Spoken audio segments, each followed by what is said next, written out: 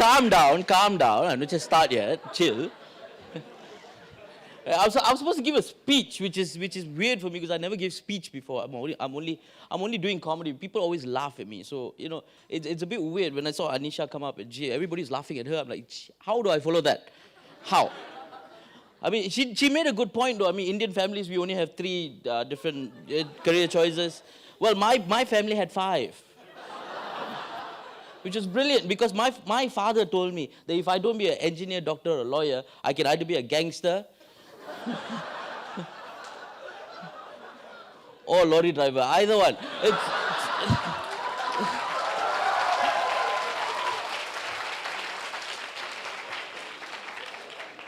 And I also asked the question, what if?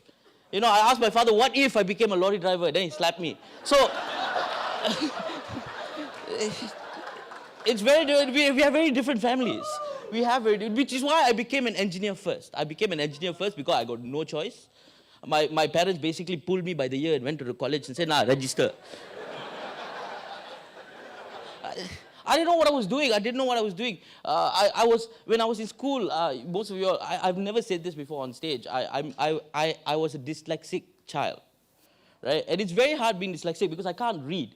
Well, I can read. I'm not retarded. But I can read. It's just very difficult for me. And I learned how to read when I was in Form 3 eventually. And can you imagine for the first, going through UPSR and looking at the paper going, teacher, how to write my name? It's very difficult, but you know what? I went through it, and my parents didn't know how to spell dyslexia, let alone know what the hell it was. So, they just let me go through school, and at the first few years of my life, I was just stupid. And then after that, they were just, but my parents were always very strict to me, They were always very strict, which is okay lah, I guess I deserve most of the beatings, but here's the thing, I mean, I deserve most of the beatings, right? Because if it wasn't for my parents beating me, I wouldn't be here telling you jokes. I'll be outside robbing you. So,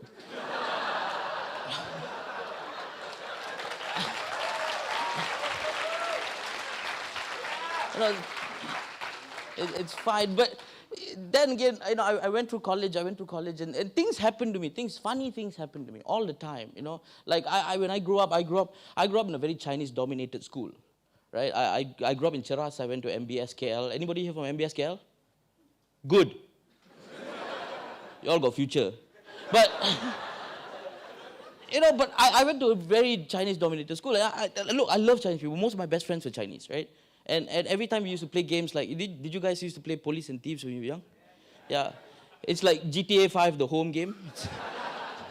But, I used to play the game. I hated the game because all my friends used to gather around and say, we are the police. And you are the thief. Like, why? Because you're Indian, right?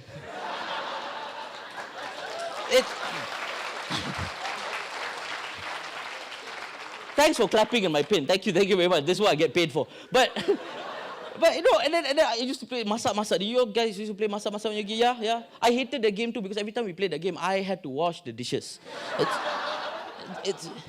It's very difficult. Why? Because you're Bangla, right?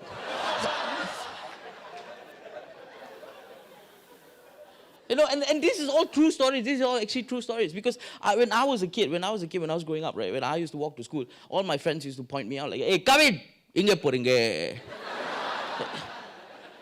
Kavin, apu nene. No, don't clap at that. No, but first of all, I don't know what the hell you all are saying. And second, how do I reply? What do I say? What do I say to you guys? Like, Achong, sao, kao, poji.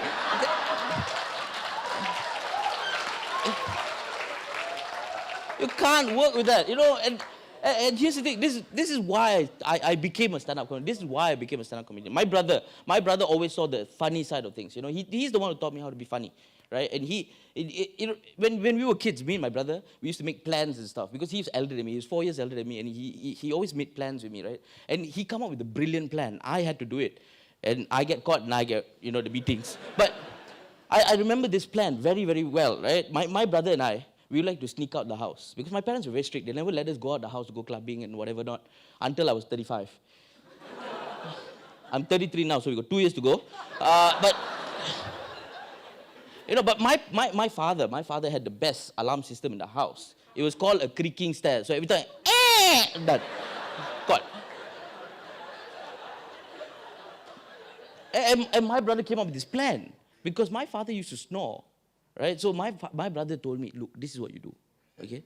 You time your steps with the snoring. So I'm there like, Mission Impossible, like. It's.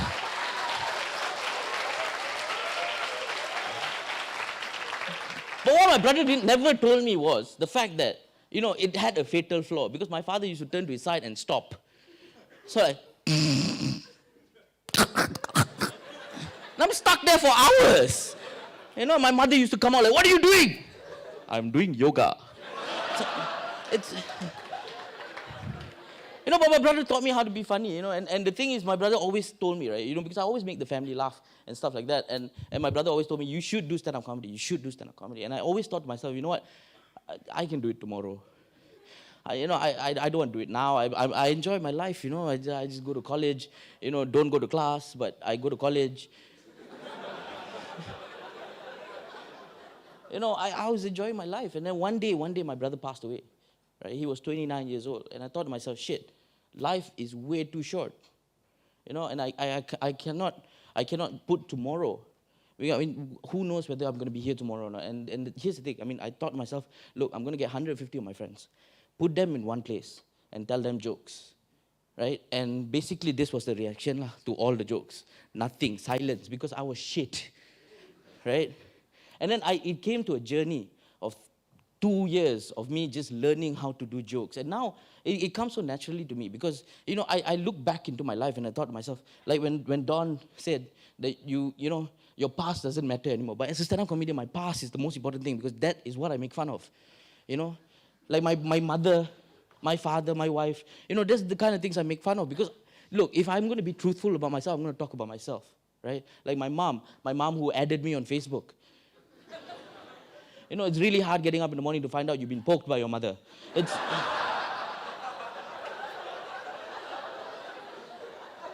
I remember the first time my mother poked me, my father liked it.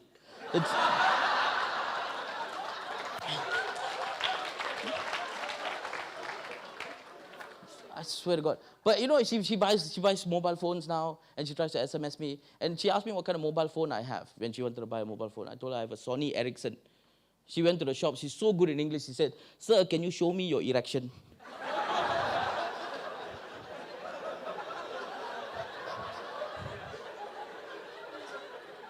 Do you have a small one like my son?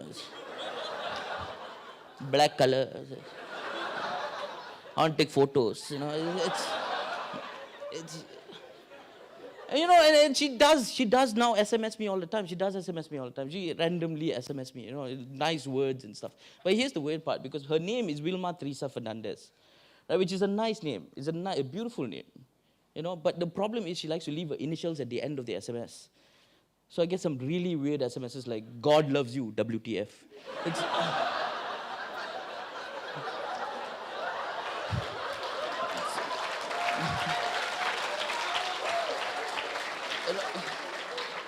That's my mom and my dad is. I told you he was very strict. He was very strict, He loves to he's so strict. He's a little bit more hardcore than my mom. My mom just beat me when he done nothing. My father, he used psycho, okay? Because see, my father had 2 sons, and he sat us both down and said, the reason I had 2 sons is because one day I know I'm going to kill one of you. I miss my brother, I really do. But that joke would have worked so much better if I didn't tell the first story. But no, man. No, but you see, this is my dad. My dad also likes to give me advice, all the time, which I don't understand. He came up to me and he said, son, if you're looking for the right woman, you must look for the 3 Bs. The brains, the beauty, and the personality.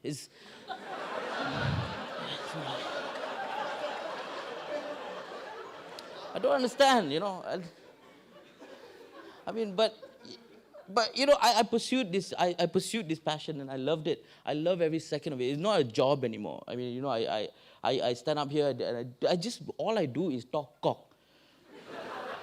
and you all pay for this, It's brilliant, Like I get to travel the world doing this stuff. Now I've traveled all around Asia. I traveled to, I did a show in India, And I love this. I love the fact that all these people are talking about traveling around the world and making a difference. Like Navin, he's been to Sri Lanka, Cambodia, Kenya, and making a difference. I've been to brickfields, okay?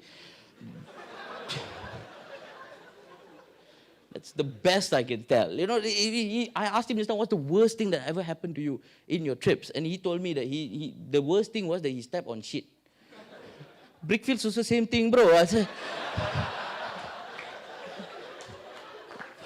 but I did get to travel around Asia. I'm not making a difference. I was getting paid.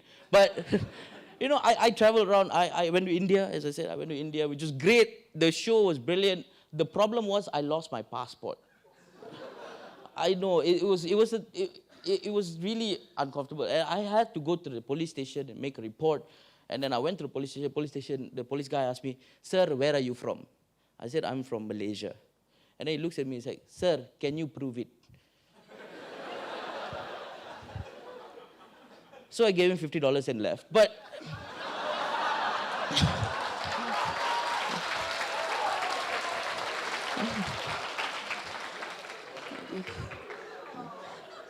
it worked.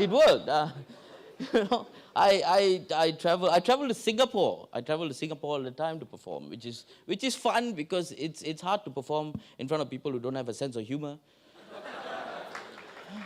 3 people, anti-Singaporeans. Way. Any Singaporeans here today? Good, you can clap now.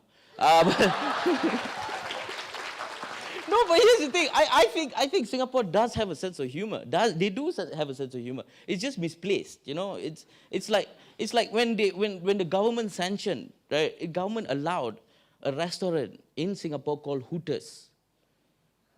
I don't know. Most of you pretending not to know, but Hooters is a place where waitresses wear skimpy outfits to show off their assets, stuff like that. Just so that men will go there, which is fine. But why in Singapore? Why? I went there, I had the biggest breasts.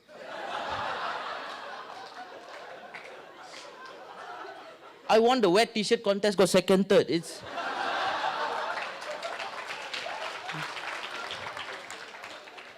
hard, I also performed in the US. I performed in the US. Okay, it was the US Embassy in Jakarta, but same thing. And in the US Embassy in Jakarta, the US immigration officers were so nice to me because apparently I look like a very famous person in America. Do you want to guess who? Russell Peters. No, it wasn't Russell Peters. Anyway, but it wasn't Russell Peters. Apparently, I look exactly like Osama bin Laden. When they read my name, my passport is Kavin Anak Laki Jayram. What they read is Kavin Al Jahram.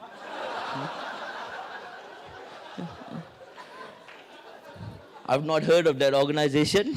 Please stand over there and take off your pants. It's very difficult. I don't understand how they can think I am a terrorist. How can they think that I am a terrorist? It's impossible. Have you ever seen a fat terrorist? There is nobody going, death to America, but first, McDonald's.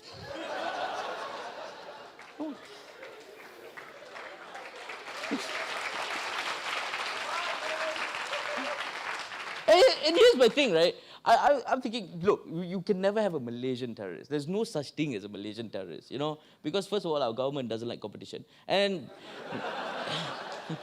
second of all, I mean, imagine carrying a backpack full of explosives and you got snatch thieves.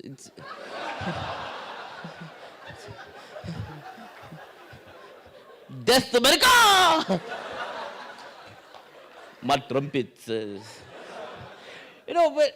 what are we going to hijack? If we have Malaysian terrorists, what are we going to hijack? Air Asia, is it?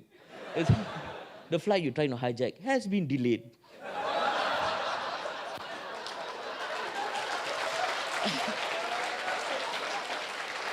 Look, guys, I'm just standing here telling you all jokes for no apparent reason. This is my passion. This is my life, and this is the best thing I can do. And I can't sing, I can't dance. This is all I can do. So basically, I'm dancing around for you all here, because this is my passion. This is what I do, right? And I believe that you should never cocoon yourself to think that, look, this is all I can do. Don't be like my parents who only had 5 job opportunities, or Anisha's parents who only got 3 jobs. Don't cocoon yourself to that. Always believe that you can do something more with your life. If you have something you want to do, do it. There is no such thing as saying, I'll do it tomorrow. There's no such thing, because you have to do it. The only way you can learn how to do it is to do it, which is why I told you the story about the fact that the first time I ever told jokes, nobody laughed. Nobody laughed, which was very painful for me.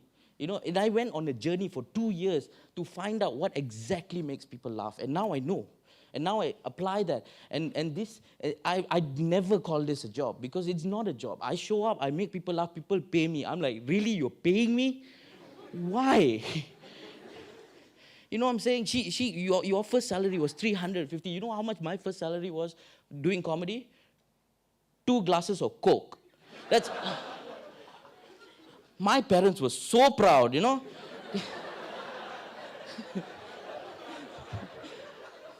I swear to God, my parents, when they found out I was doing comedy, they're still in denial, by the way. I swear to God, I came out in the papers, in like 3rd page, Star newspaper, full page, stand-up comedian. My father like, hobby only, hobby. And my parents never, they are very old-fashioned. They'll never think that, look, you can make money doing these things. But you know what? You never cocoon yourself to this thing. We are a different generation. We are a Twitter generation. We are the MTV generation. I don't know how that worked into this, but you know what? You got so many options to voice your opinions. Think about your grandfather's time. Where got such thing as Twitter? The best thing they had was writing in the bathroom wall.